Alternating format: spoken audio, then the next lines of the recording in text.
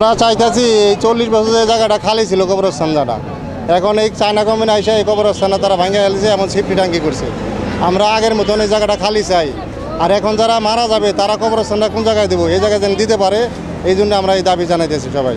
আমাদের মনে করেন কবরস্থান আমরা বুঝতে চাই, চায়না কোম্পানিরা কবরস্থান ভাঙ্গে ফেলাইছে। মনে করেন চায়না কোম্পানি নতুন আসছে, ওখানে আইসা ভাঙ্গে ফেলাইছে। আগে কবরস্থান, আজকে 40 বছর ধরে কবরস্থান আছে, সেই কবরস্থানে এই নতুন কোম্পানি এসে ভাঙছে।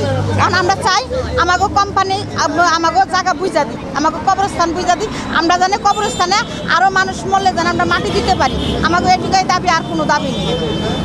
একযুগ হচ্ছে আমাদের পূর্বপুরুষ থেকে এই জায়গায় আমাদের গুরুস্থান, কবরস্থান, পারিবারিক কবরস্থান। এটা বিগত 40 বছরের উপরে হয়েছে কবরস্থান।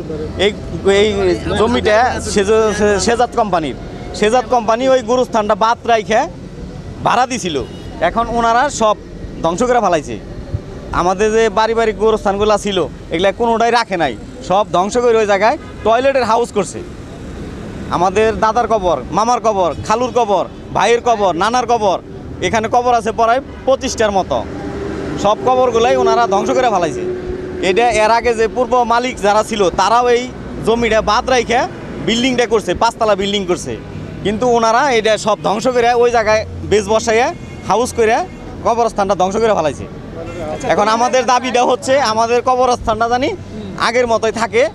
আমাদের দাবি একটাই, আমার মনে করেন যে আমার দাদার কবর, বাবার কবর, নানার কবর, সবাই কবর এখানে আছে। ছেলে পেলের কবর, আমাকে ফ্যামিলির কবর, আরও ডাইনে বাইরে উমেশের কবর আছে দিয়া।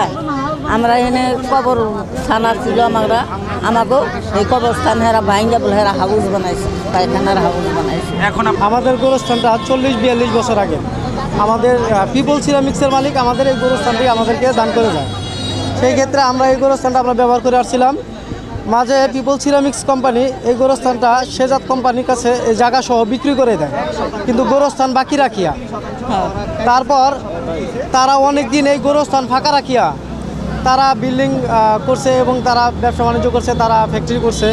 কিন্তু সেজাত কোম্পানি যখন এই গোরস্থানটা চায়না কোনো এক কোম্পানির কাছে বিক্রয় করে, তখন তারা আমাদের গোরস্থানটা ভেঙে ফেলে গোরস্থানের মাটি থেকে শুরু করে যা কিছু আছে এগুলো সব কিছু উঠে অন্য কোথাও ফেলে দিয়ে তারা আমাদের ওইখানে গোরস্থানের উপরে তারা এখন বিল্ডিং তৈরি করতেছে।